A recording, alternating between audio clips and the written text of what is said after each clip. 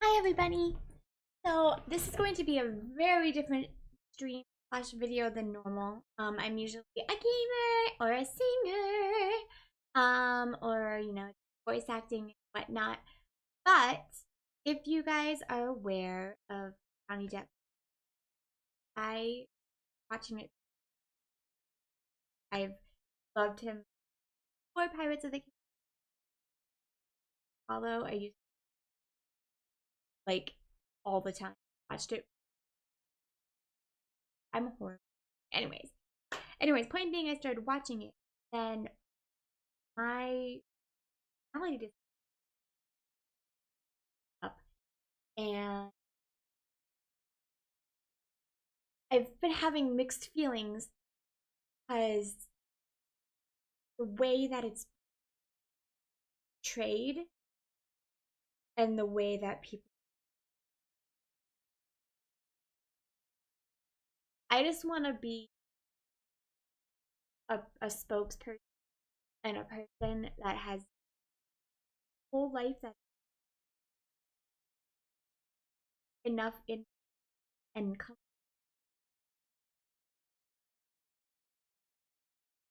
of what border act actually, and don't just call crazy. Like, now this is my own opinion.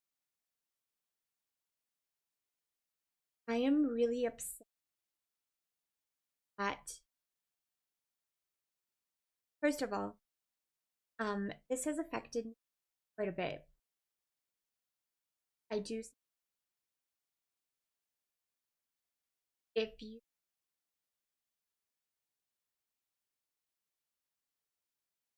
the way Amber sounds resonates with me. Oh, sorry. Sorry, my mic was down a little bit. The way Amber sounds in those recordings resonated with me so much. It was like looking at me from 10 years ago, and it was really hard to listen to, but at the same time, it was really like, it made me really proud of myself because of how far that I have gotten. And I think the thing that is bugging me the most right now is, one, that the absolute worst end of the spectrum of a person is like up on, in my opinion, lying and being just an absolutely horrid human being. And it's making people think that borderline personality disorder is like stay away from it, like don't touch people with it with a 50-foot pole. And it makes my heart break because people with borderline personality disorder seriously do have the most loving, kind hearts, and it has to do with the same reasons that we get those feelings. So I'm trying to find the words to say. I'm upset because I see the internet like calling it crazy, and I'm not trying to take any blame away from Amber Heard. I think that it is heartbreaking that she hasn't received any help. And if she has received, I think there's definitely two sides of it. There's also that histrionics, which I'm not entirely aware of, which might be part of it. But it's heartbreaking that she clearly hasn't received any help in regards to borderline. And the fact that it's gotten so much awareness, I just kind of wanted to like just talk about it. And yeah, okay, so first of all, basically, borderline, the best way that I describe it to people who don't know what it is your emotions are 100% more heightened than that of somebody without borderline personality disorder. And my favorite analogy is like when you take a band-aid and you rip it off, like to a normal person, it's just like, ow. But to someone with borderline personality disorder, it's like, ow, ow, ow, oh my God, I'm gonna die, I'm gonna die, I'm gonna die. That kind of feeling. Now, both sides of the spectrum here. When you're happy, you feel like you are literally on top of the world. So when she was talking about like the time when they fell in love, that could actually be very much real because it feels like that. When you're in a good mood, it feels like you are on top of the world. It feels so good. You are happier than anybody. I dance around my apartment like a crazy person when I'm in a good mood. But with the good comes the bad. So borderline, of course, does have some neurological relations, but also it comes from the environment that you were grown up in. Basically, you are taught and programmed in your brain that everyone is going to leave you, that no one will ever love you. And even to this day, I 100% believe that no one will ever love me romantically. And not because now I'm in a place where I truly care about myself and I truly love myself. And I think I'm a friggin' awesome woman, and sorry people who don't want to be with me, you're a loss. But it's just programmed from all of the trauma and all of my childhood experiences. It's like a robot, okay? You know, you program it in there. Let's say you program the robot to not know what love is. That's what it's like.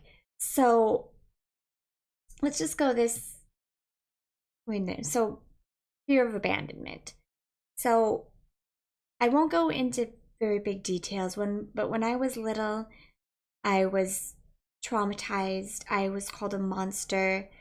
I had this friend in high school, or friend from like first grade to high school, who belittled me, made me feel like no one would ever love me. I mean, for God's sake, when I got together with my first boyfriend in like 8th grade, she was like, oh, it'll never last, you know? So those things are like ingrained into your brain, you know? So that, along with the already not getting enough chemicals to my brain and stuff, causes borderline. Now the problem is, when I was in high school in the middle of Hicksville, Minnesota, the doctors, I mean, I didn't have like an actual psychiatrist, and they just think, oh, it's just a depressed teen, bullshit. So for about 10 years, I was on depression medication. And if you don't have depression, being on depression medication is very bad. I have lost almost 15, 20 years of my life because of being misdiagnosed with depression. And yes, I'm angry about it. I really am. I'm finally in a place where I've accepted it, but it doesn't mean that I'm not angry about it. But looking back, I noticed signs like very early about borderline. For example, my boyfriend in high school, sorry now, I was so terrified of him abandoning me that I would hurt myself. I remember taking like a hammer and just hammering my leg and then calling him and saying that I hurt myself just to have him be there with me.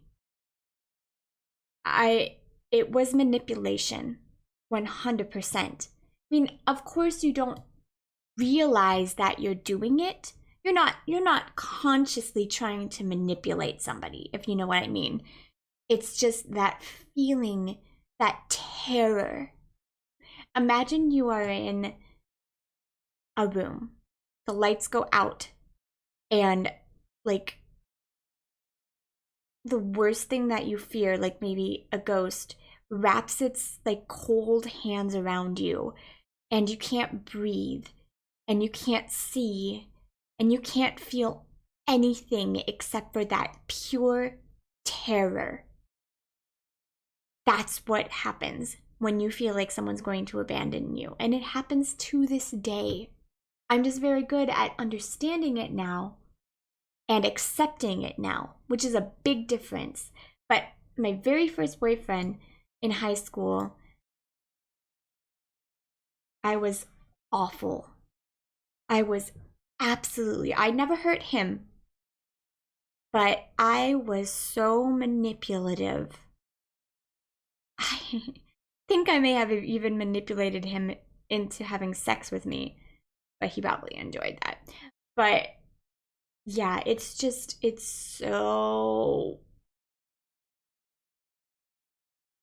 hard.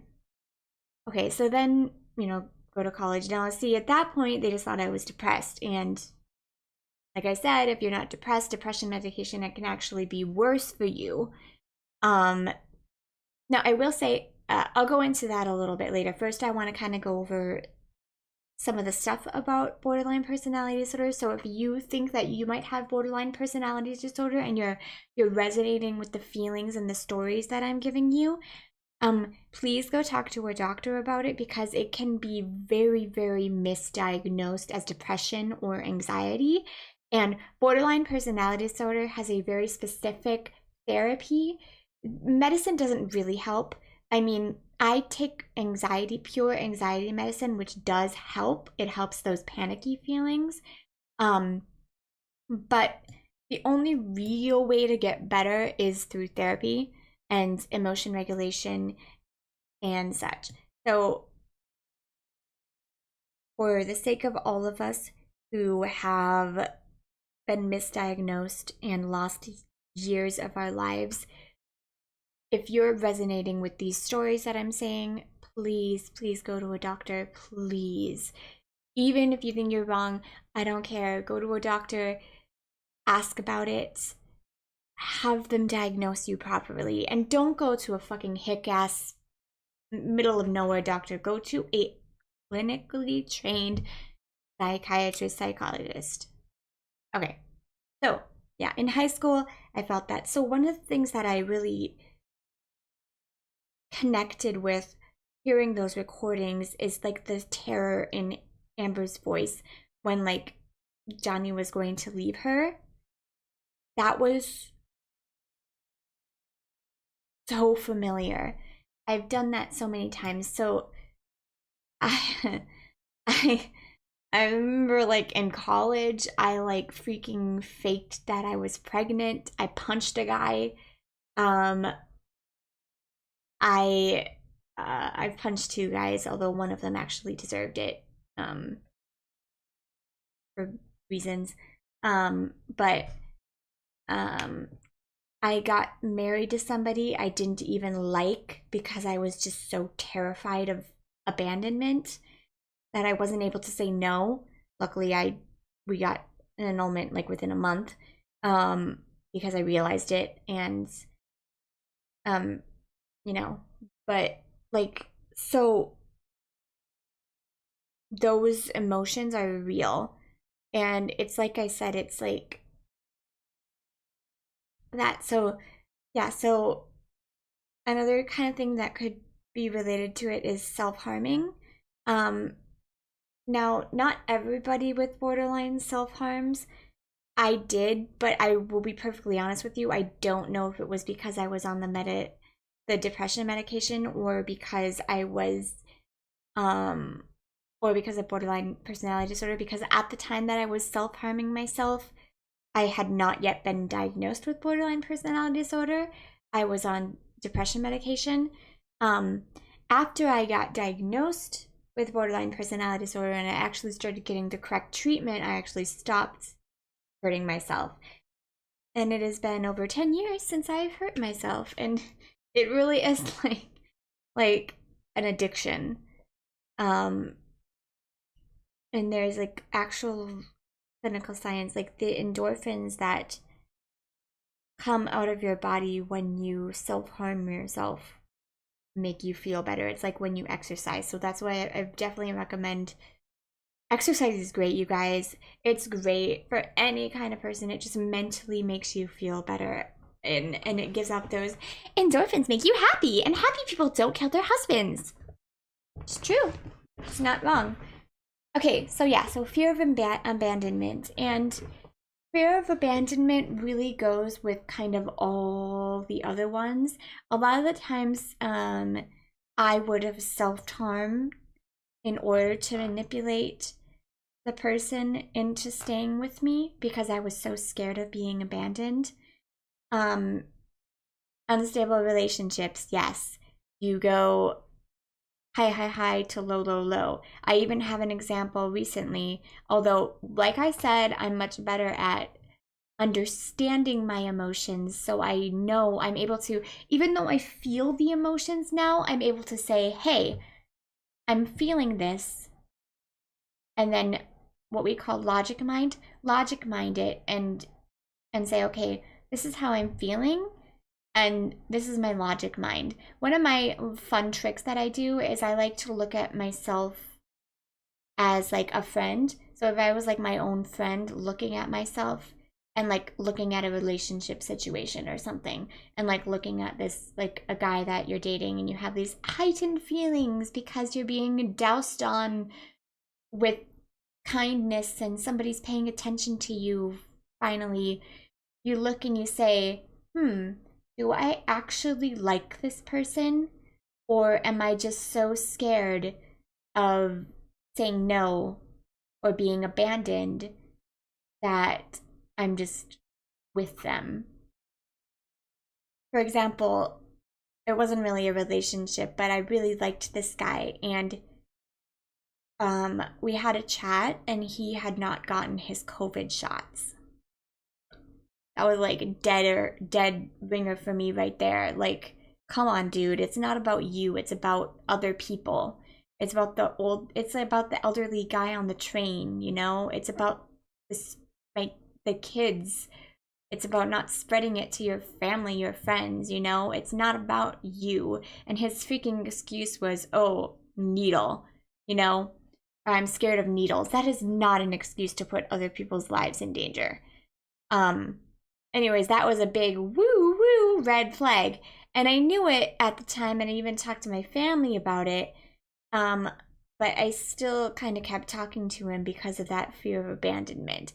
At least, though, I had that awareness, whereas in the past, I've let men use me, abuse me, sexually abuse me, mentally abuse me, all because I was just so scared of being abandoned that I didn't care what they were doing to me. I didn't care what they liked, what they looked like.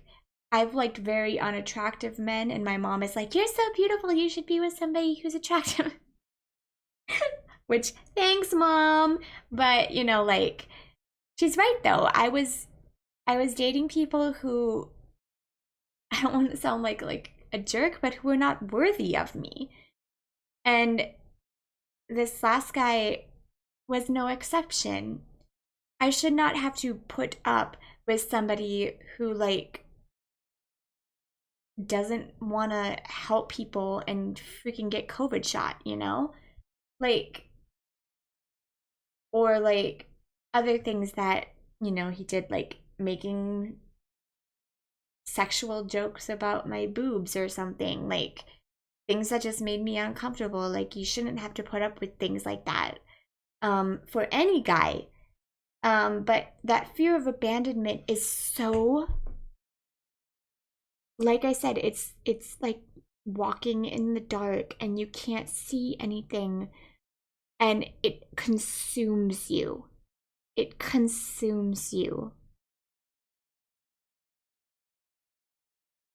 And that is exactly what I heard in those recordings, was a woman who was so scared of losing the person that she loved that she couldn't hear anything. You can't hear anything. You can't hear anything. You can't hear the person saying, I love you, I won't leave you. You don't hear those things. It's static noise. All you know is that people will leave you. That's all you know, because that is what you were taught.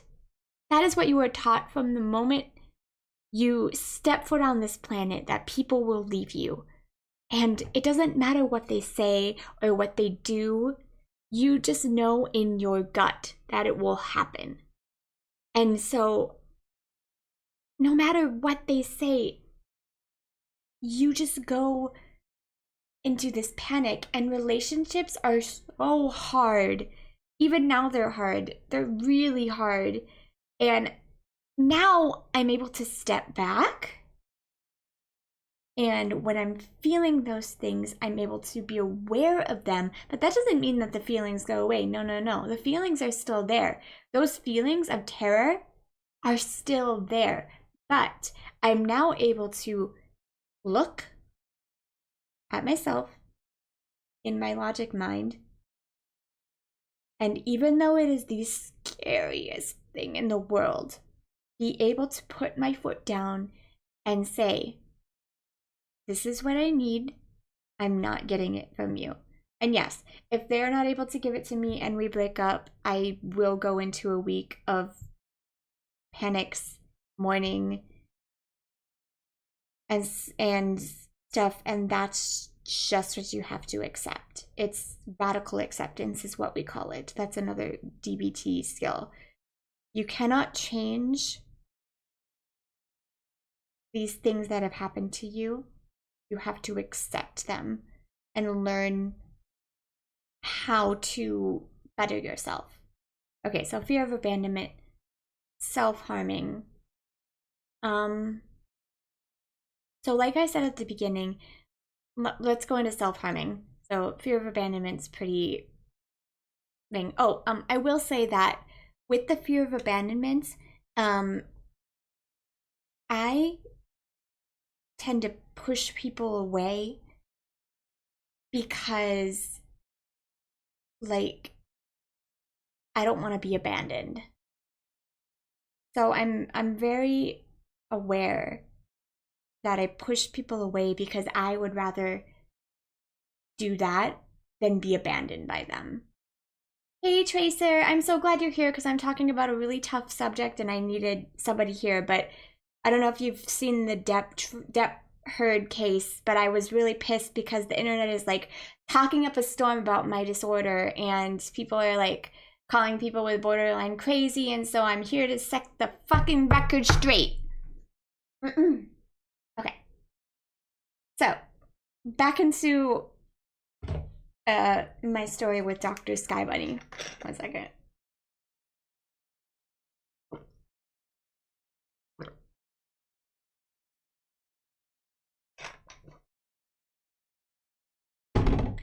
And from somebody with actual BPD and not people just like talking about it. It's driving me crazy. At least most people are kind when I post on things. I just don't want everybody to think that people with borderline personality disorder are manipulative, abusing assholes. Okay, so moving on. So let's go to the self-harming. So like I said, the emotions of somebody with BPD are 100% more than that of a... Yeah, so Amber Heard was diagnosed with BPD, which is the personality disorder that I have. And listening to the recordings of her and Johnny Depp was really triggering because it reminded me of me like 10 years ago, like before I got into therapy, like intensive therapy, and before I like started working on it. Um, so yeah, I wanted to do this little like live session video to just kind of talk about it, kind of inform people about it and what it really is, and that we're not all psycho bananas cuckoo crazy. Although sometimes it does feel like that, to be perfectly honest. Um, but but yeah. Um, okay, so let's move from fear of abandonment. So fear of abandonment, that's a really big one, and a lot of like a lot of what you've heard in like the recordings, if you have listened to them, is exactly that. It's that fear of abandonment. And you like, as somebody with BPT who has experienced it and knows exactly how it feels, it's like light bulb. You could just tell the fear, the panic, um the panic in her voice, like especially that last one. I forget which one it was. I think it was like he was trying to divorce, and she was like, don't go, don't go, don't go, don't go, don't go, don't go. It was like me. Listening to that was like me. Like I've literally chased after a guy saying that exact same thing, crying my eyes out, because that's how intense it gets. Now, I said this at the beginning of my video, but I am not an abusive person. I was abusive to myself, and I have slapped and hit and manipulated guys. But now I'm in a place where I have received help, and I don't do that anymore. I don't even hurt myself anymore, which I was really proud of, because I was in a very dark, very, very dark place this week, because a guy I liked quite a lot and had been talking to for 3 months, you know, basically said he didn't want to be with me because of stupid reasons, when he could have just said that it was friends. And I lost everything recently. I lost my home, not my actual home, but I was working at elementary school, and the first time in my entire life I was happy. I lost that. I lost this person that I trusted a lot. I don't really have any friends, so I'm in a very, very low place right now. But I still didn't hurt myself, even though I really, really wanted to. Okay, so let's move into self-harm. So once again, I'm gonna reiterate that if you have any of these kind of symptoms, please bring it up with your doctor. Oh, I mean, I had a moment. I ended up in the psych ward for like a day. I submitted myself because I cut myself so deep. You can actually still see the scar here, which is a great reminder of myself. And I had to call the emergency room, and it terrified me so much that I realized that I needed help. Unfortunately, because of fucking doctors, they misdiagnosed me. And so I literally lost like 20 years of my life to a misdiagnosis. Anyway, so let's talk about self-harm. Okay, so as I was talking before, somebody with BPD's emotions are 100% heightened. And because of that, when I get angry, I can't just like get angry like a normal person. If I can't just I have to literally stop myself, think, and say, is this an okay thing for me to be angry about? If it is, then I let myself be angry. Okay? Like, I let myself be angry at the person. But I actually, because of how heightened my emotions are, so here's normal person, here's me, okay? So because of how heightened my emotions are, I do have to stop and be like, am I just being overly emotional about this, or is this person being a dickhead? Hey, I know, doctor's facepalm.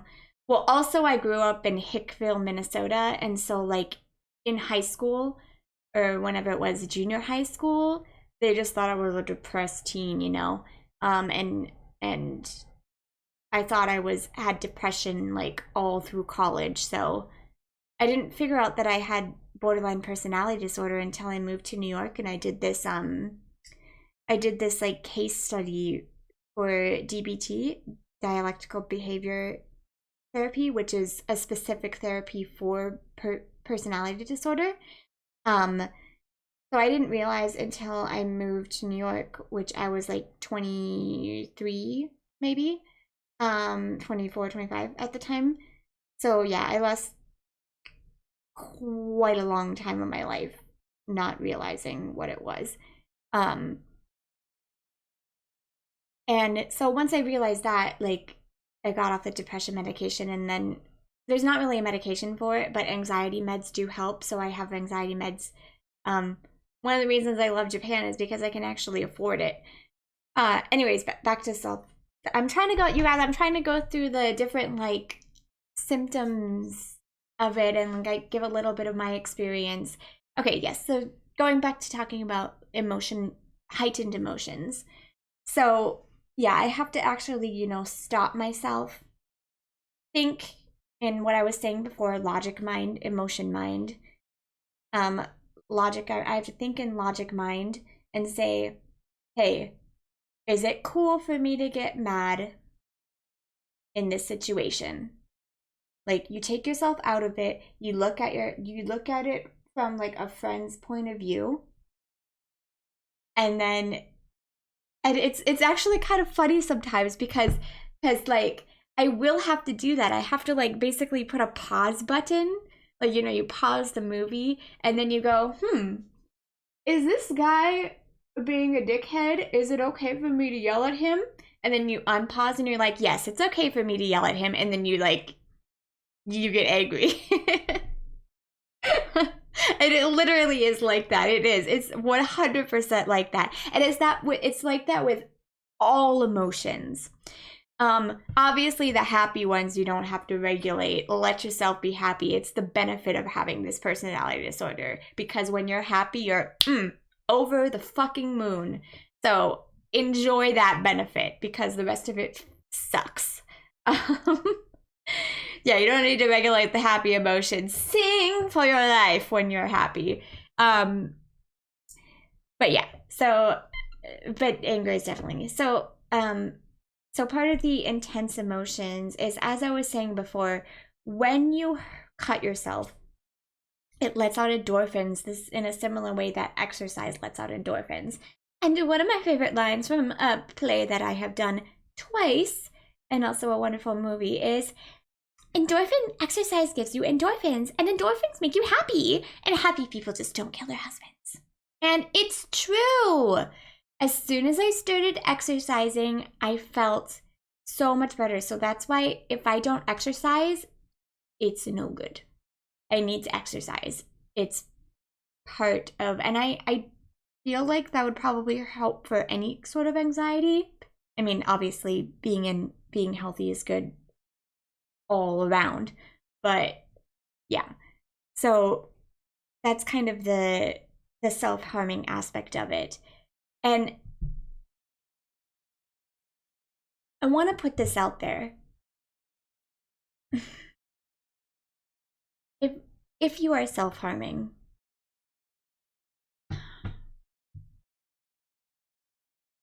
I know that I can't say anything. Do I need a release for anger? You know what? Sometimes I think I do. I'm not very good at dealing with anger because, like I said, like I don't really get angry because I have to put that pause button on and like think. Like I'm getting better at it. Like I actually remember when that guy I like wouldn't get the COVID shots. I remember this. So I was talking to this guy I liked, and we were talking about COVID because I was going to get my third COVID shot, and he told me he didn't get any of his COVID shots. Oh yeah, exercise is great.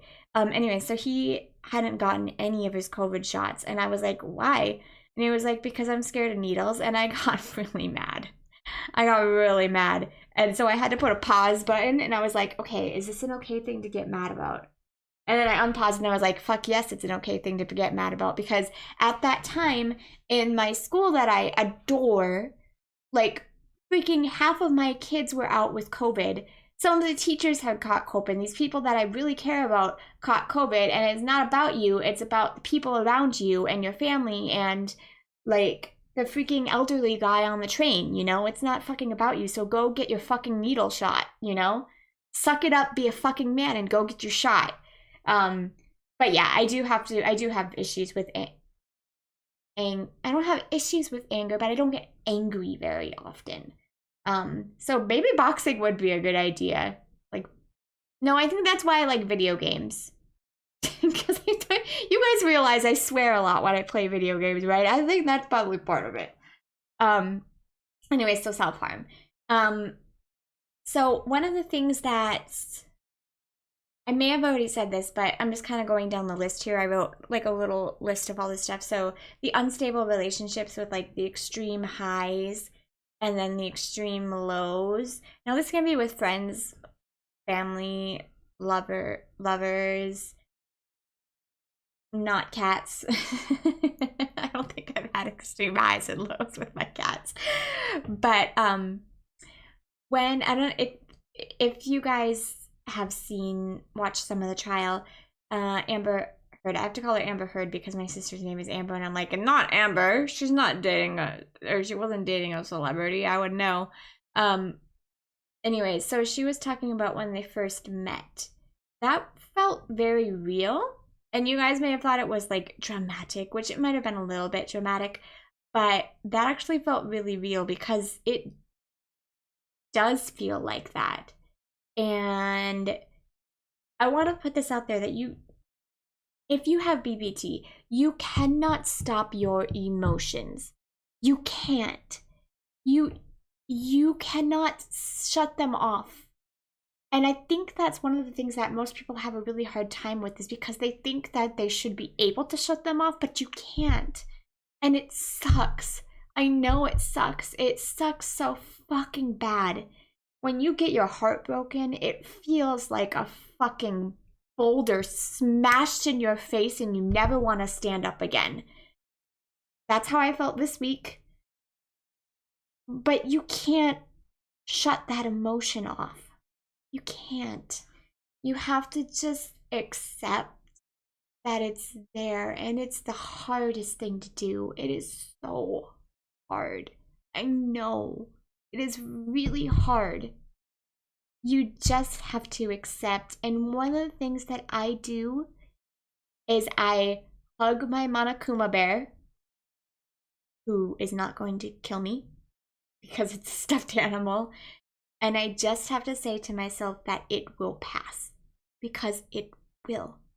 That horrible, horrible feeling of wanting to not exist, to wanting to just sit on the couch in what I call zombie mode. Which, by the way, zombie mode is a great defense. Don't diss zombie mode. It's okay. It is okay to feel that way. You need to feel that way. And there is nothing fucking wrong with you. There is nothing wrong with you. Okay? And I also want you to say, anyone watching with PPT, it is not your fault. Okay? It is not your fault. Nothing is your fault. And I hate that. I thought everything was my fault for the longest time. Okay, we're gonna get back to that. Okay. So unstable relationships. So yes. So when you get into a relationship, it's like, now for me, it's not like that because I'm quite bitter and I I don't really believe in happy ever after. But it's still there. That feeling is still there. Like that ecstatic feeling of meeting a person, and even with friends. Like I don't really know how to explain it, but honestly, she wasn't really exaggerating that much in the way that she was saying it. Like, it's just you two in the world, and it's like this magical thing, and it is really like that. And that's an okay feeling too. I mean, like, love that feeling. So yes, so unstable relationships.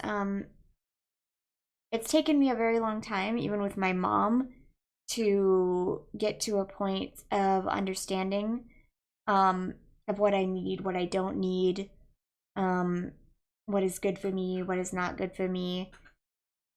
And my sister as well.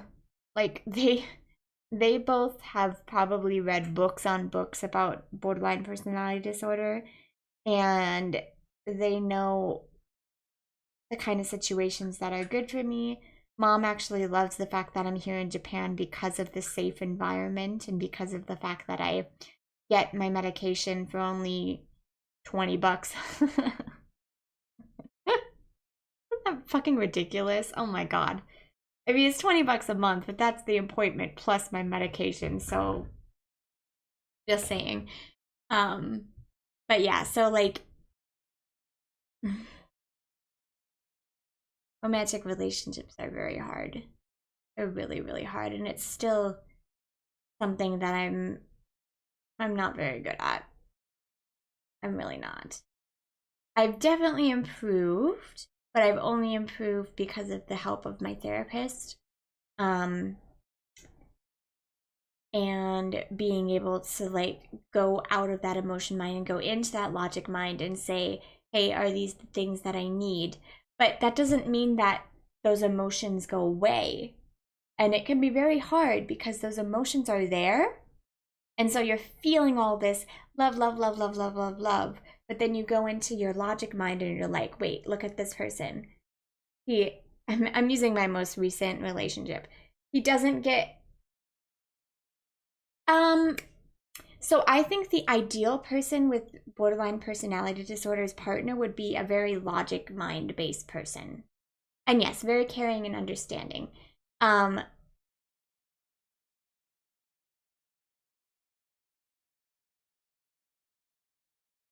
Obviously, it would be absolutely wonderful if a partner would be able to read up on it like my family does, but for me, dating is very hard because people have a bias towards mental disorders in general. And I'm very proud of myself.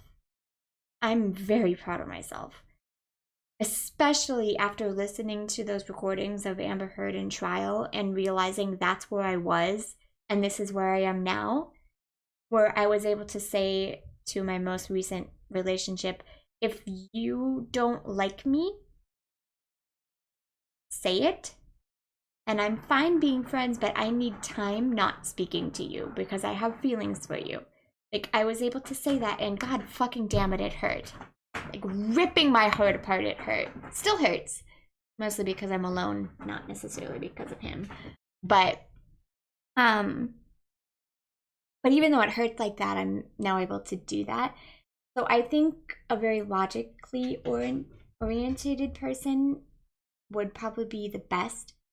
It's like you're all emotion and then that person's all logic. I think that would be good. Like a person that could be like, if you're having like a panic attack, that can like my sister is actually like the exact opposite of me. So whenever I'm like really, really, really in a bad place where and you have to know that I've done so much therapy and work that I know exactly what is going on with my emotions at all time. Even if I'm feeling like the endless, hopeless end of the world, I know that it is happening and I know what's going on. It doesn't mean I can stop it. Like I said, you cannot stop your emotions. They're just going to happen. But I'm aware of it. So I call my sister because she's like the opposite of me. She's like the logic mind, and she'll talk me through things, logically. And like hearing that, in your head, like those things, like obviously those things.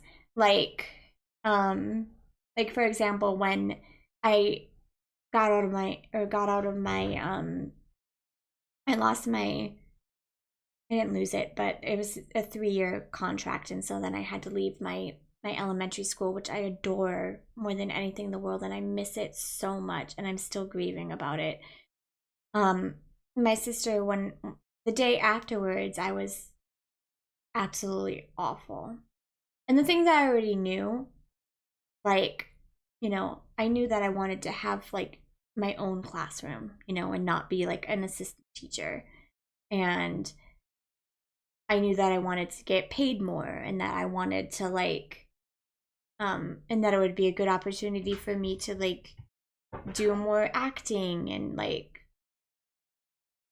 find a better job and not be stuck. Like I knew all those things, but you're in such a state of panic and emotional trauma that your emotion mind just takes over. So like I call my sister and she tells me those things and it like calms you down, and it it brings you kind of back on level.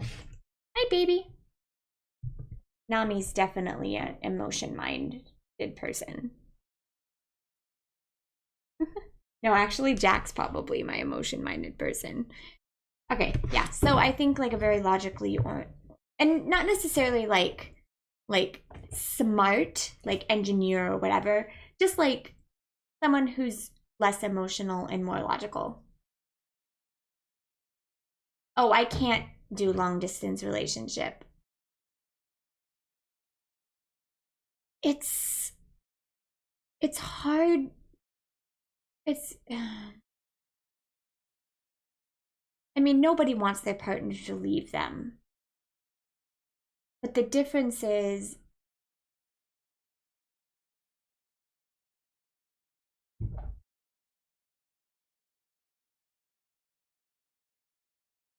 you feel like your life is over when it happens.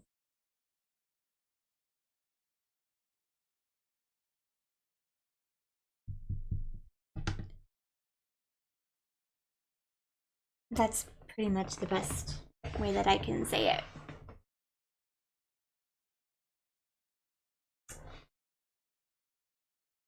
So yeah, I don't do long distance relationships at all. It's just not realistic, especially because like I need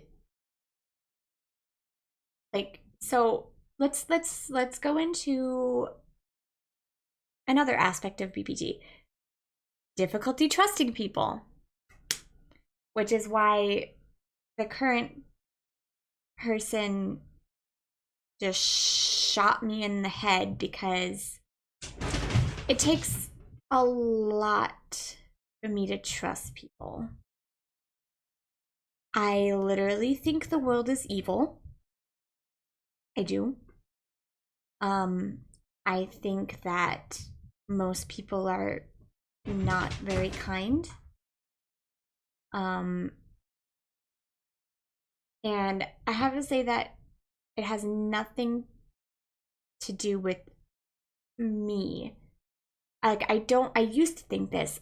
I don't think that no one can love me. I have no hatred towards me anymore.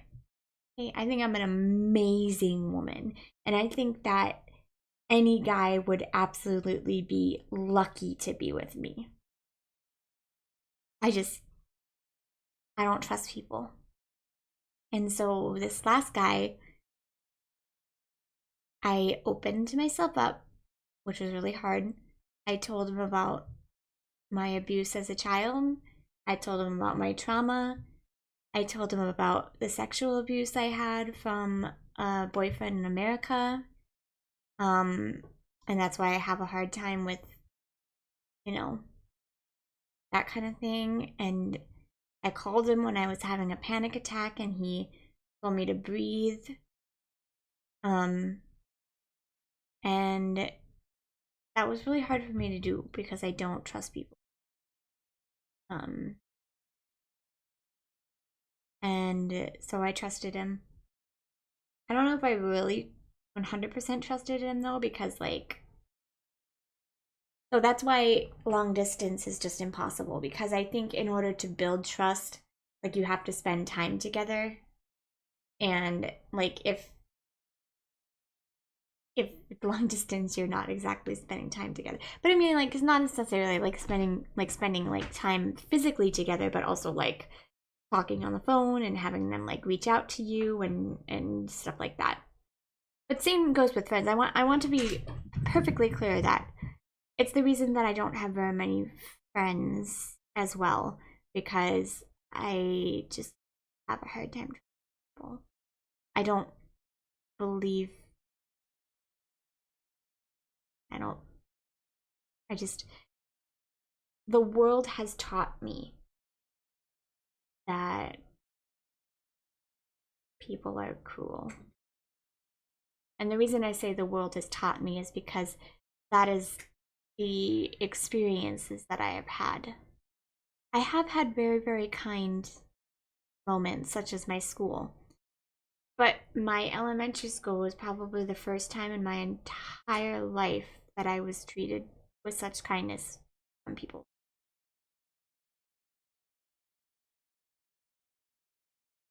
Um, which is also why it was so heartbreaking. So, yeah, so it's difficult to trust people. Um, so there's some things, if you like look up symptoms of BPD, there's some things that I don't necessarily have that other people might have. For example, intense mood swings. Um,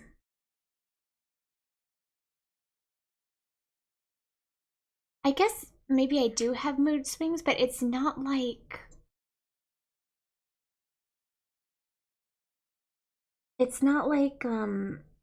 when you hear mood swings, you probably think like super duper duper happy one day and then super duper duper sad the other day. It's not really like that.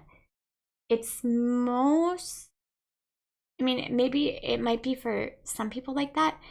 For me, it's more like I don't really know if I would call it mood swings. It's not like my mood goes like this.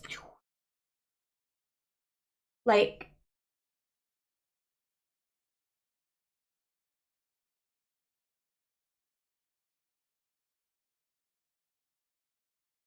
what is different from your experience? Oh, anyways, talking about mood swings. So like, yeah, when I think mood swings, I think like one day happy, one day sad, one day happy. No, to me, like, at least to me personally, it's like when I'm sad, like I'm there for a while. Okay. And then I wouldn't say that I'm really like happy a lot. Content, I guess. And then like content, and then, I mean, yes, I could go like boom, boom, but I don't really have mood swings. But it is like I don't have like this. I have more like content, content, content, content. And then sometimes it goes like, yay, sing, dance, but that really only lasts for like maybe a few hours and then it goes back to normal, normal, normal. I mostly just go down. It's not like I'm oh,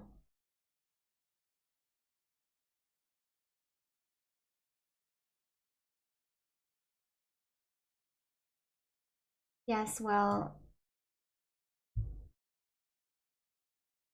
I have been beaten, I have been raped, I have been left for no reason, I have been treated like dirt, I have been told I'm a monster, I have been told that someone wanted to be with me and then the next day they didn't want to be with me. I've had people say that they were my friends and then backstab me. Um, I've had my dad when I was little, like, tell me to shut up when I was singing, which was my only outlet of source. I've had a best friend when I was in high school literally tell me that me and my boyfriend would never make it and that we weren't worthy of each other. Um, so I'm glad, but I mean, I'm really happy for you, but that's what the world has taught me. Um, and like I said, that's part of the disorder because like that friend and the abuse was all during my childhood. So from a young age, I was taught that I was unlovable, that everyone would leave me, you know. Um, exactly. Anyways, okay, so yeah, so I don't really have like the mood swings, but if you do have mood swings, definitely look into it because it could definitely go like I don't really have those. Um, I used to be incredibly impulsive. Impulsive behaviors are like another part of it. I used to be quite impulsive, and I still can be kind of impulsive. Um, like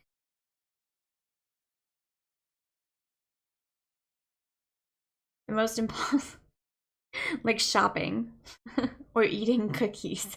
My impulsive behaviors are not bad things. All right.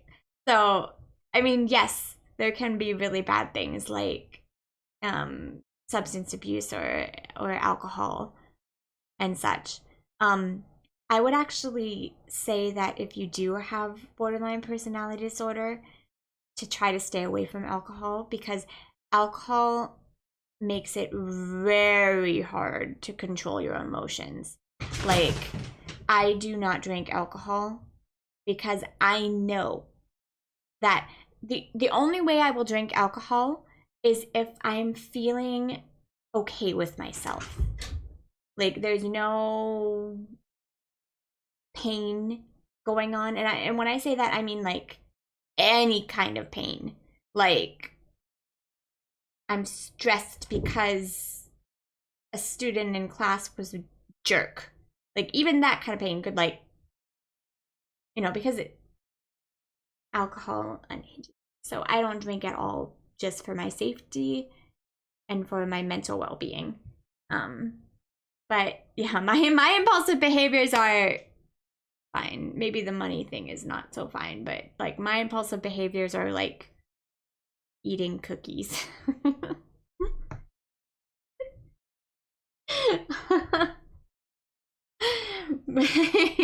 Also, I randomly got my belly button pierced when I was younger and didn't have like thing. I don't know.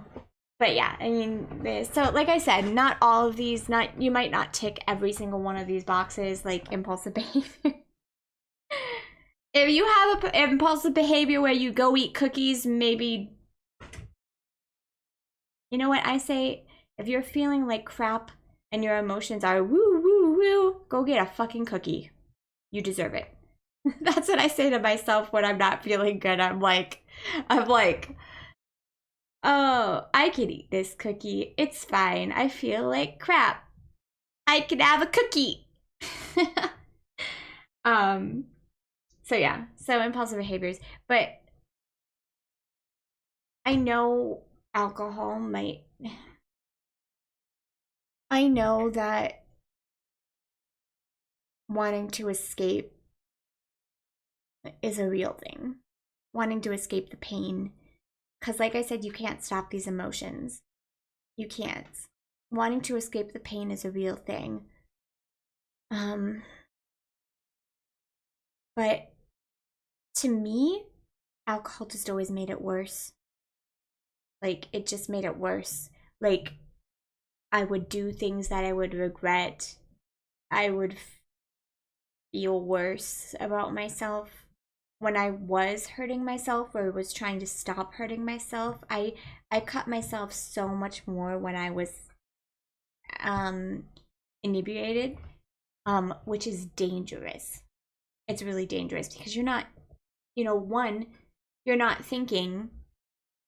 Two, you're emotionally unstable. So those combined together, it's scary. Yeah.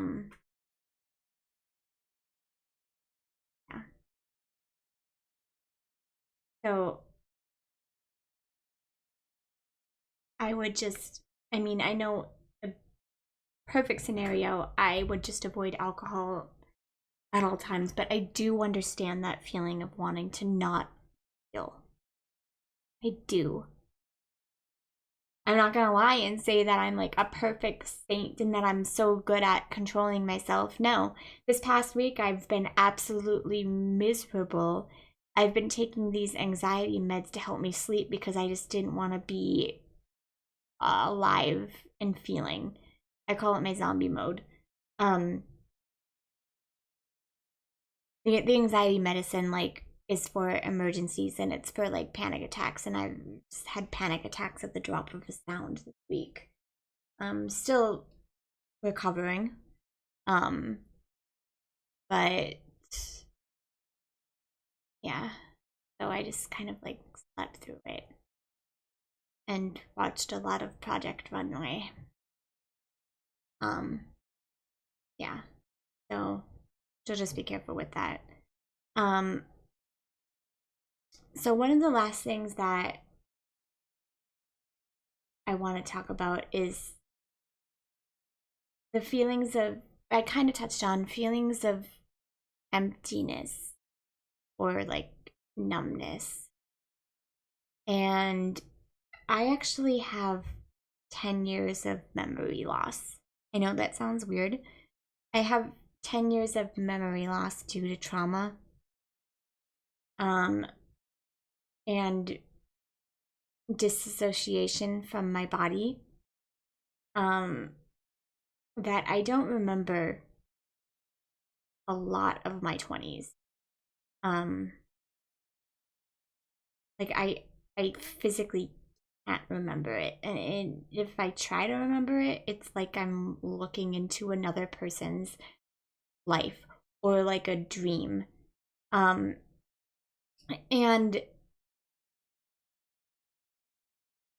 for me,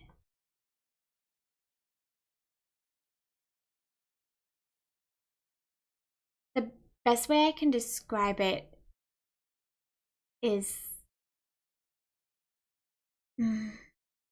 like you're not in your own body. Like this week has been so hard for me, and in order to protect myself, I do that, and I have to do that, and it's a way of not feeling the feelings that are so intense that you can't deal with it. And like this week, I don't remember what I did this week. I went to the doctor at some point this week. I had a therapy appointment at some point this week.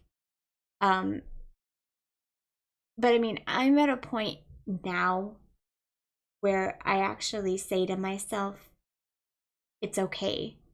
Like, I call it my zombie mode when I go into having no feelings or being disassociated from your body. And it's something that I do to protect myself from those feelings, which I'm okay with. Like, but the difference is now I literally allow myself to do it versus those 10 years that I completely don't remember. I mean, I didn't, I mean, I don't remember, so I can't say that I, you know, did it or whatever on purpose or not, but, um, so I guess the best way to tell if you're having this kind of thing is if there are just like days that go by and you just feel like you're not there. I think you'll know what I'm talking about if this has happened to you.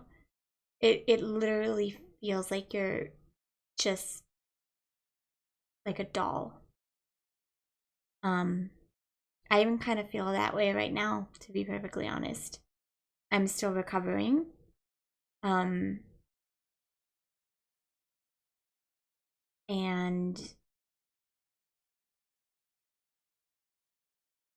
a lot of this stuff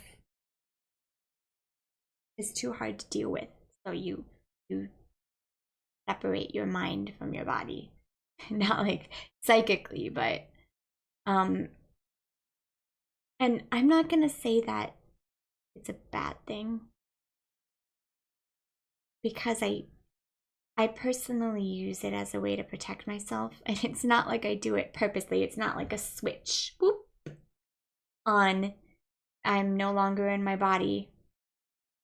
I remember talking to my mom on Wednesday, surprising that I know the date, and I was so panicked that I had to shut down every single part of my mind and my body in order to be able to get to the doctor and get back, because that's how panicked I was.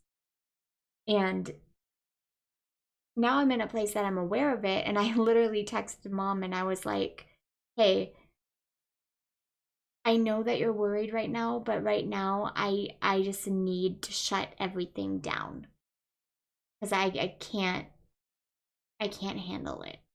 And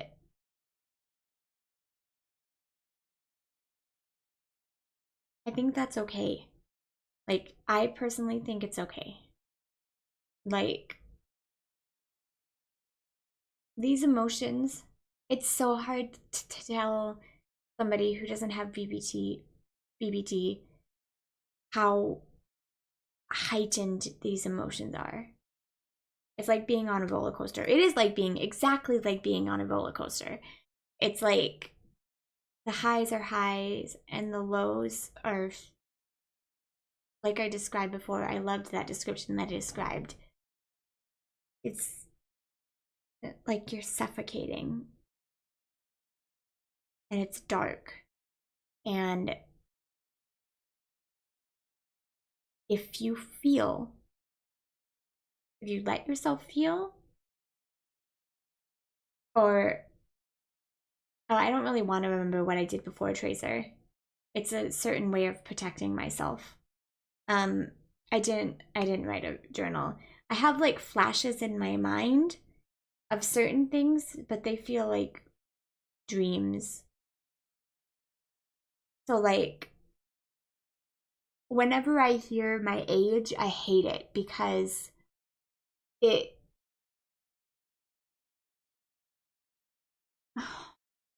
whenever I hear my age, I really hate it because since I literally like lost 10 years of memory, it doesn't feel like I'm that old.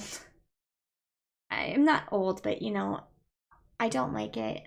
Um it Me and my therapist have talked about this, and like because I've lost those memories, it's okay to be where I am and we've accepted it, you know. Um except for like biologically speaking. It's still a thing that I have a really hard time with because mentally speaking, I'm like 25, you know, and I'm just like finally starting out. I'm like getting into a career type of thing. Biologically, I'm 33. And it's the dating part is really hard for me in that aspect because I'm mentally at a place where I'm just like, I just want to kind of like chillax in a way. Like, I don't want to like seriously, I just kind of want to be with myself, you know? Like, I'm happy being with myself. Um, and like, just kind of like, well, if I meet somebody, I meet someone and that's awesome, and not like do like dating apps or stuff. But then because like, you know, that's where I am like mentally, but then like biologically I'm like, well, I want a family and I want kids, and like I want to be able to have kids, and like I'm scared that I'm like running out of time to be able to have kids, and like technically 33 on my license, or 32 or whatever. See, I don't even know how old I am because of that. I don't know if I'm 32 or 33. I don't know. Um, but it's been a constant struggle, especially towards the dating thing, because my mental mind just like kind of wants to like be where I am and is okay with where I am, and doesn't want to like really pressure myself about that, and kind of just like want to be with myself and like do my thing. But yeah, so yeah, so disassociation, and it can be really scary. um but yeah, so you know, it's funny because it's really hard because when there are some times when, oh my god, Amber Heard is like 100% fucking acting, but I can also believe that she remembers things completely different. I can 100% believe that because I cannot remember at all my traumatic instances where like, shut up, Tracer. I'm kidding. Um, but I cannot remember like my traumatic instance. Like I remember it's like a dream to me, you know? Like if I try to remember, I get glimpses, and usually not good glimpses. Like I was thinking now about the alcohol thing, and all I remember is blood all over my bathroom, um and sweater.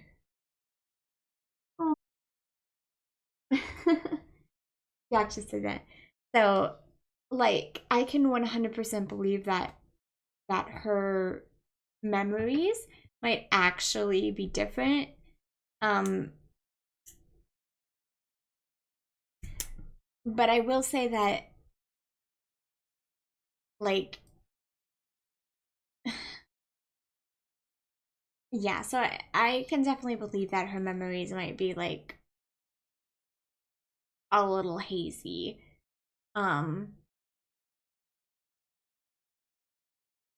because of that dissociation and not feeling in your body, and especially like when that fear of abandonment is so incredibly heightened, that's when the disassociation really happens quite often. um it's like this other person like takes over your body, and the fear just engulfs you. Oh, it definitely does. It definitely does. Like I don't have like the mood swings. I am impulsive in some instances, but not like only with cookies. I'll be like, I really want a cookie. I don't like cookie. Um I I don't really have like the anger issues. I've never really had the anger issues actually. No, maybe like it's so hard to like I said, it's so hard to remember. Maybe I think I have slapped somebody, but to be fair, I think they deserved it. Like, anyways, it's better now. It's hard, but yeah. So that's a lot of my BP.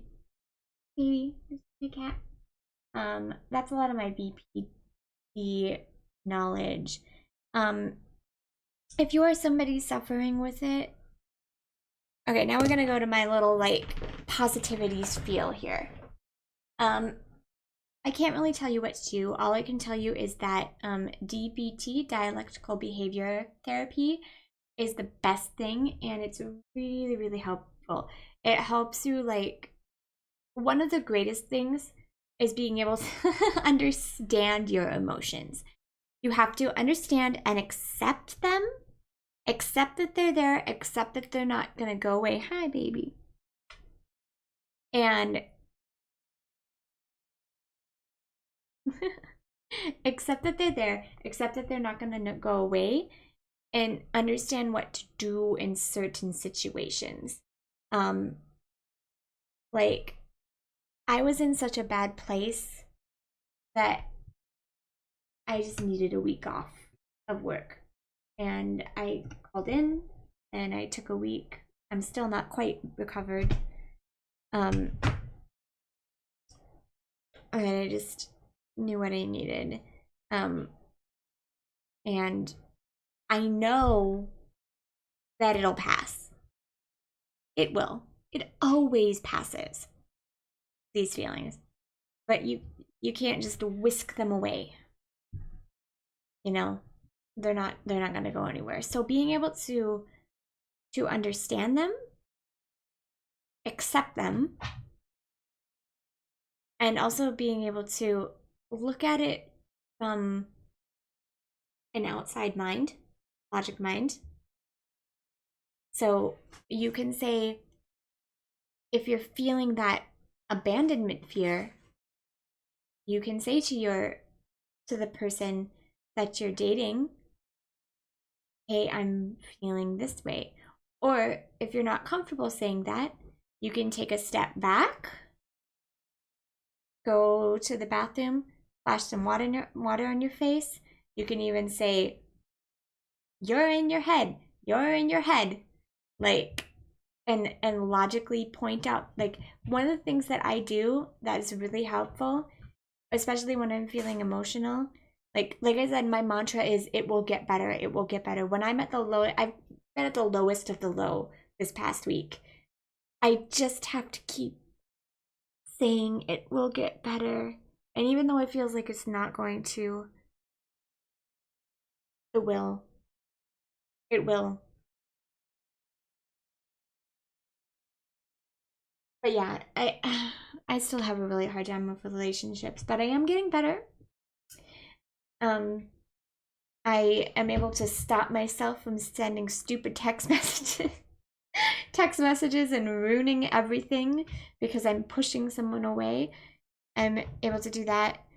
So yeah, so just being able to understand your emotions and being okay with it. And also, if you need to go into zombie mode, I like to call it zombie mode, to protect yourself, that's okay.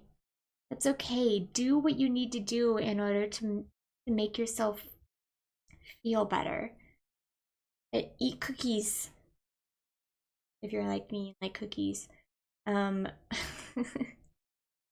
Get some cake if that makes you feel better. Binge watch Project Runway. Take a week off of work. I know sometimes it might not be as easy for that, but especially if it's your mental health. It sucks because our society doesn't agree with not agree, but they don't understand that mental health is really not that much different than, like, and do you realize that I could, like, actually have, like, a freaking heart attack from the amount of stress that I get from my anxiety? I don't know if I could actually have a heart attack. I think I asked my therapist that once, that I was like, can I have an actual heart attack? Because like when you panic, it, like, at least it's for different people, but for me, it, like, you feel it in your chest and it feels like your heart is gonna, like, explode. I think I may have actually asked him that once. The girl. No, I like the big, like, chocolate chip. I want a cookie. Hey, Trisha. right, anyways, so I think I covered most of what I wanted to cover. I just, what I really want to get out of this is I want to get the fact out that not everybody with BD is a crazy manipulative Okay, I was a crazy manipulative liar. I was. Way back in college, I was very manipulative. I was great. I was, I would cut myself to make men stay with me. I would lie. I never hurt anybody. I didn't go that far.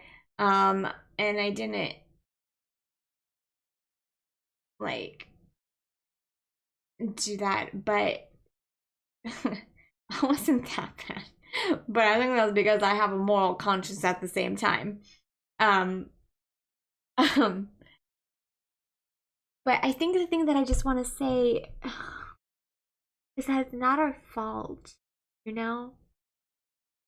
And it's really hard. And because of our goddamn stupid society that thinks mental illness is not a problem, people don't get help. And it breaks my heart because I am lucky that I have a mom who like is a mental awareness advocate and like reads up about all of my disorder, and she knows everything that will like trigger me, and like she knows the jobs that are good for me, jobs that are bad for me. I have a sister who, you know, like will answer the phone at 2 in the morning when I'm having a freaking panic attack and will just talk me through it.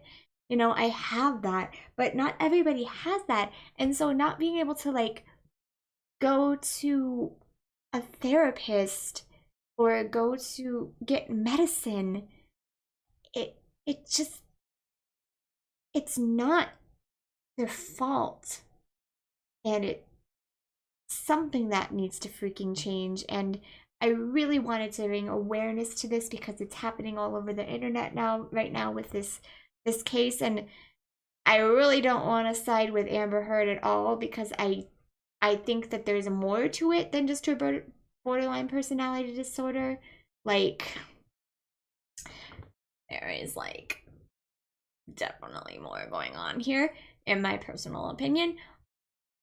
But for those people that are suffering from it, if you notice these traits, like it's I will say that if you're hurting, it took me a really, really, really long time to realize that I was being manipulative.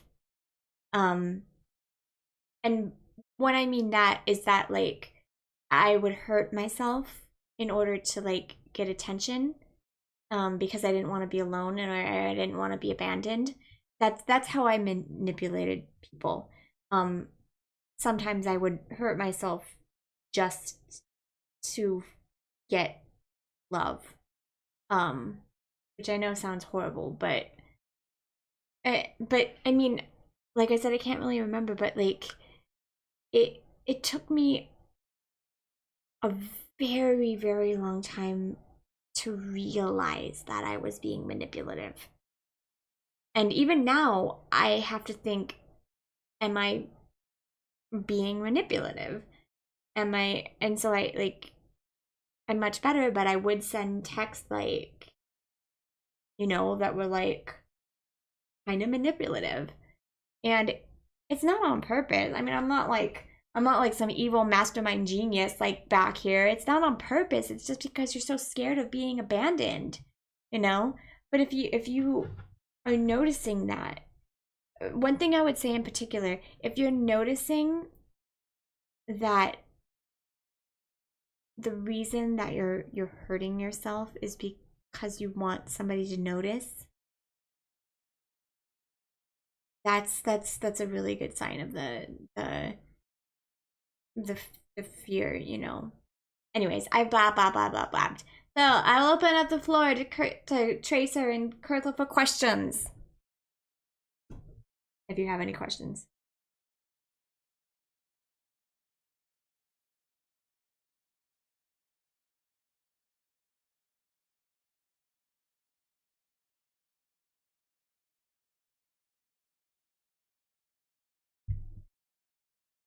questions in the audience?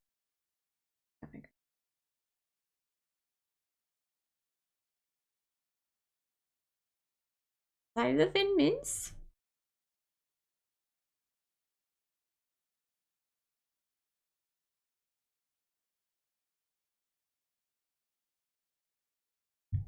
I'll give it a few minutes before I... Jack! Come here, Mr. Booger. Here, Mr. King. Mr. Booger King. Booger, booger, booger.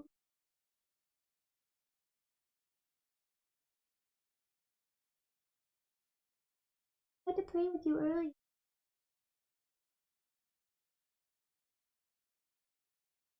Yeah, so I just wanted to do this video. I don't know how long this was, but just because I was kind of mad because everyone was like being like, oh my god, crazy, crazy, and like misinterpreting borderline personality disorder, and it's like,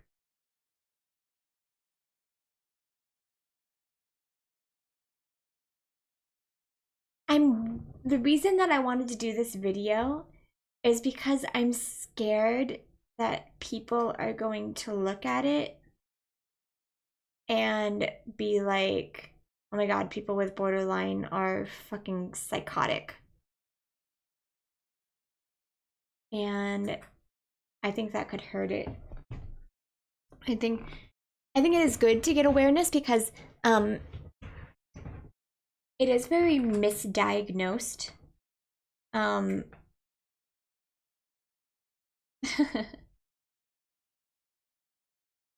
mean, yeah, my only yeah, like I said, the reason that I wanted to do this video is because I didn't want people to think everyone with borderline personality disorder is batshit crazy and will set up their husband to get millions of dollars. Sorry, that's my opinion.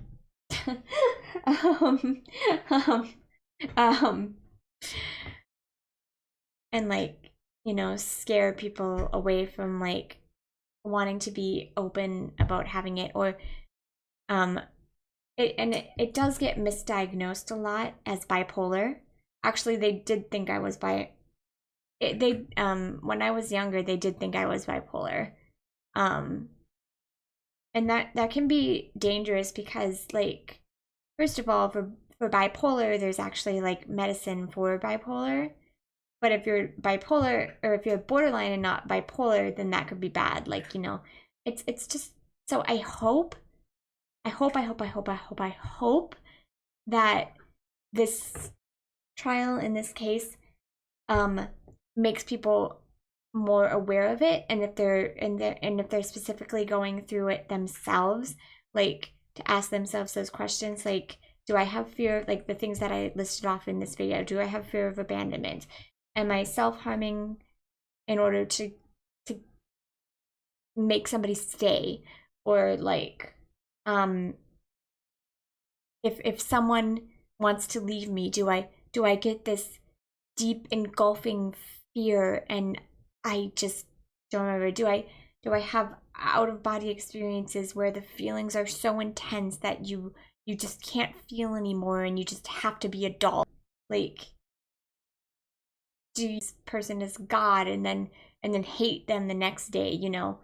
Like, are you having like suicidal thoughts, like those kind of things? Like, I really hope that it will help people that are being misdiagnosed get diagnosed properly, because like I said before, one, bipolar has like a specific sort of medicine, whereas borderline is not something that you can treat.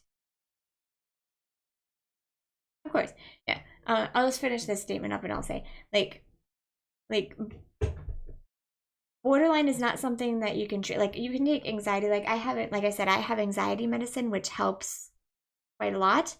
But there's not like a specific medicine for it, whereas bipolar there is. And I don't know what taking medicine for bipolar would do for borderline personality disorder kind of person. I don't know if it would do anything. I don't know if it would do anything bad. I don't know anything about that. But I just think that it's very dangerous because, like I said, I lost like fucking 20 years of my life because, one, being misdiagnosed with depression, not getting the correct help that I wanted. I did want to get help, but I wasn't getting the correct help that I needed for what I had. And so I lost years. And I saw comments. I commented on one of the videos talking about my own BPD, and there was a woman who said she was 60 years old and she just recently figured out that she had BPD, and that's tragic. That's tragic to go through your whole life actually wanting to get help, which is like one of the hi mom wanting to get help, which is one of the biggest, like, bravest things to do, but then wanting to get help and then being misdiagnosed. Oh my fucking god. Like, I lost so much because I got misdiagnosed. And then there's borderline personality disorder that helps borderline personality disorder. And by the way, I would recommend every single person to take a look at DBT because it is fantastic.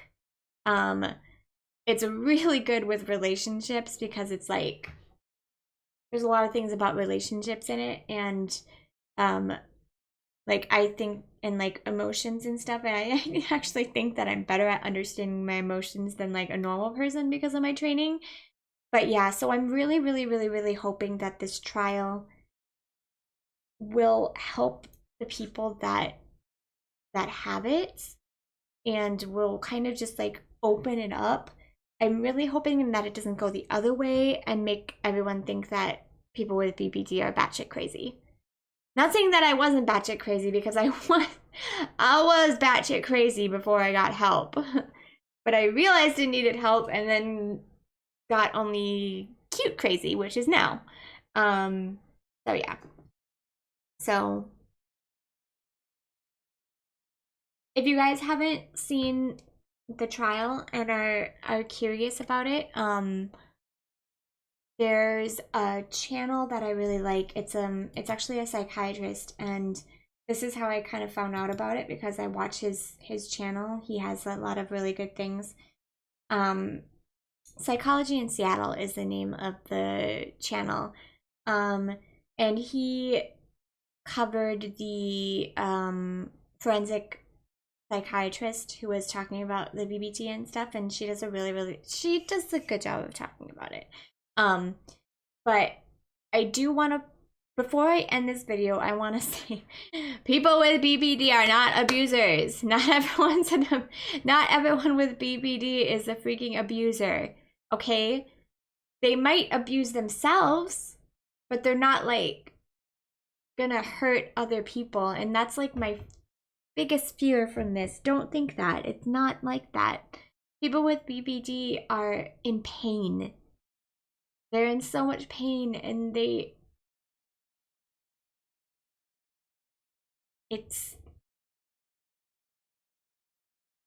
need help.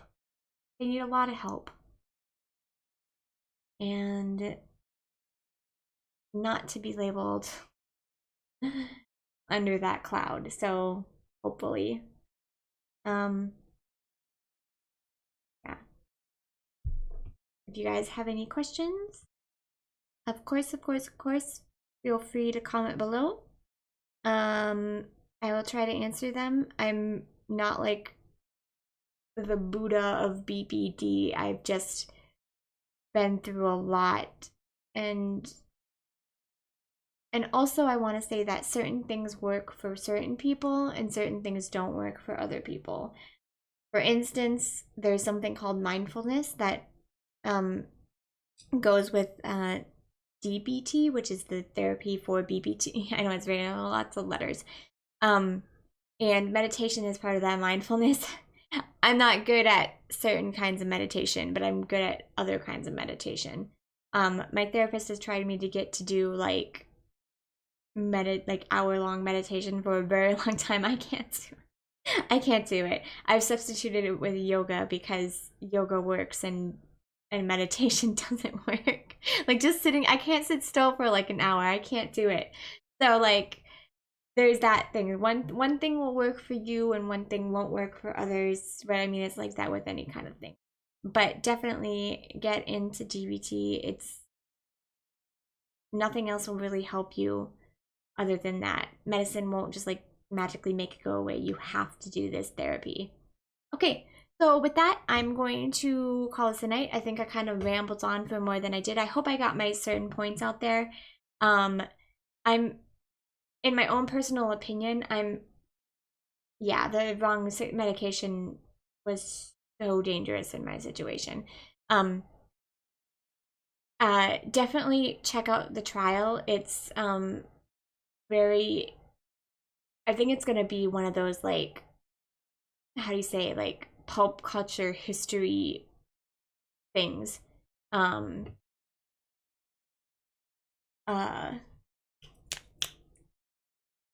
Anyway, so I'm hoping that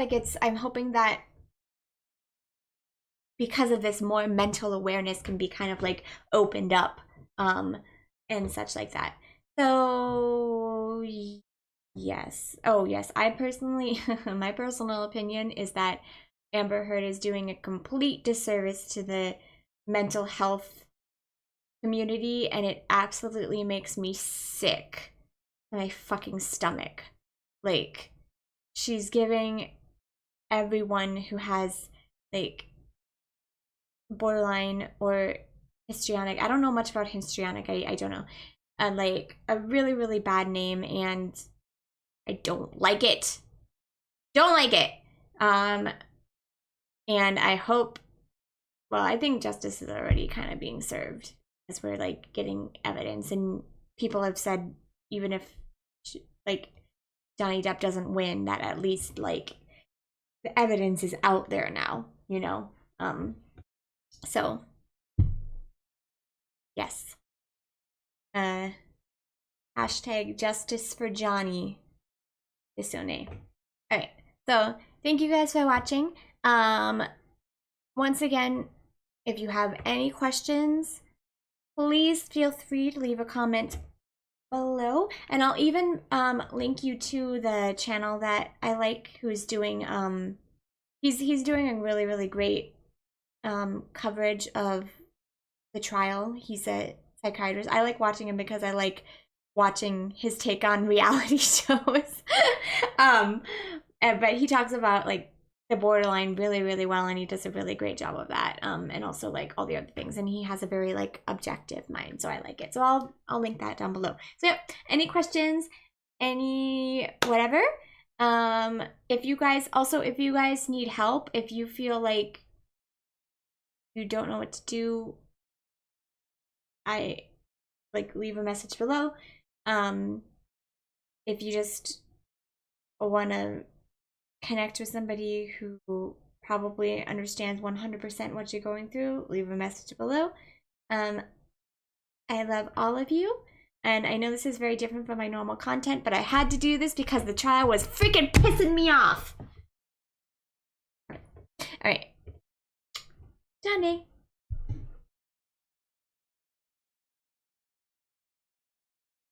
I'll hang out just for a little bit more if there's any more questions. Yeah. I'm just gonna hang out for like another 10 minutes in case there's any questions, and while I'm going to talk about my upcoming content. Yay! Okay, so coming up this month, we are continuing Death by Majority. Please check it out. It is not finished, however. I mean, like, the game is actually not 100% out. So, like, I'm kind of doing it slowly. But I also got the third. I haven't played the first game of this series, but if you've seen my little like cute but scary Japanese game, Mom Don't Watch It, called Yomawari, I got the third one, which is only out in Japan. And guess who speaks Japanese and can translate into English? Me. Right here. So yeah, so I'm playing through that game. I don't know how they make such a cute game so terrible, but I'm loving it. I got killed by a ghost train last night while I was playing. Really fun.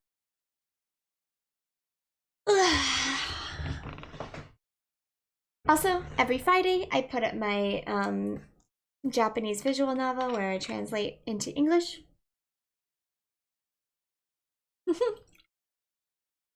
No, she likes to watch my videos, but I do a lot of horror, and I'm like, I have to warn her because she will watch it and not be able to sleep.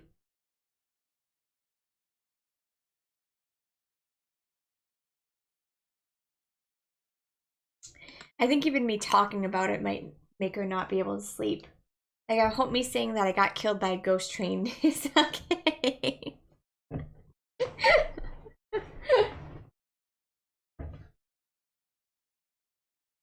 That was actually really cool.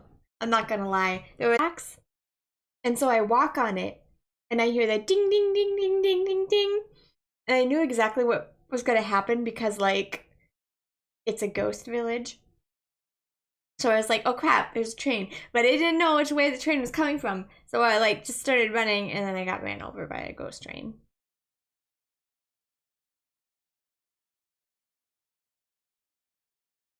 It's really good though. It is a really good game. I don't know how it's so cute. Like even the ghosts are really cute. Yeah, definitely check it out. I put the first video up. The first video was free. God. It was really sad. Like, you know those movies that like get you in like the first 10 minutes? That's what this game does. It like gets you in the first 10 minutes.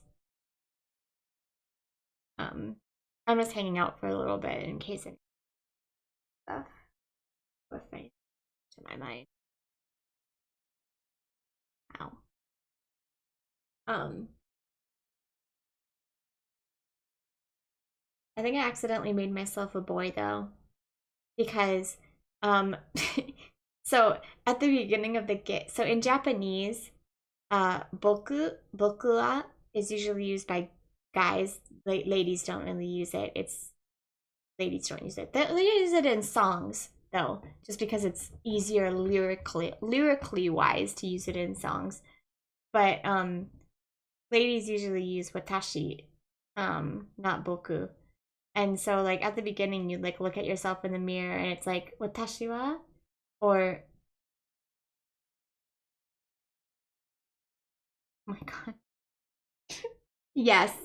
It is like the but it's so yeah, it is like yes. Oh.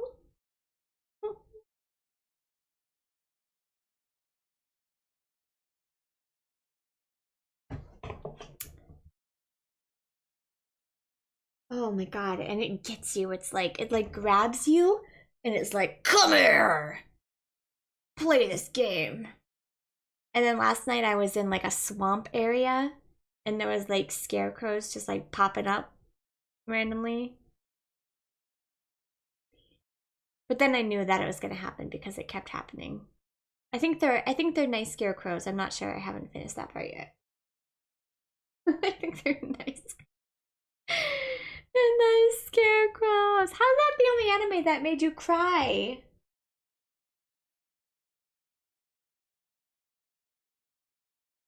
I've cried at so many anime. Like Your Lie in April. Oh my god, that anime made me cry. Although I'm very emotional right now, so today I cried at something I was watching.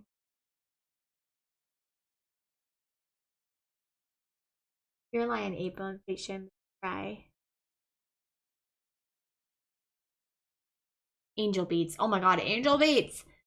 I wish Angel Beats didn't start so weird because it's so good and so sad, but it starts so weird, so no one ever like gets past that first section. Well, I don't really cry that much.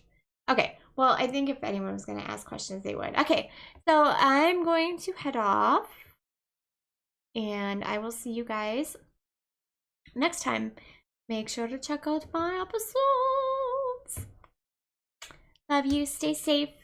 Be kind to yourself. Everyone go eat a cookie. I give you permission. All right. じゃあね。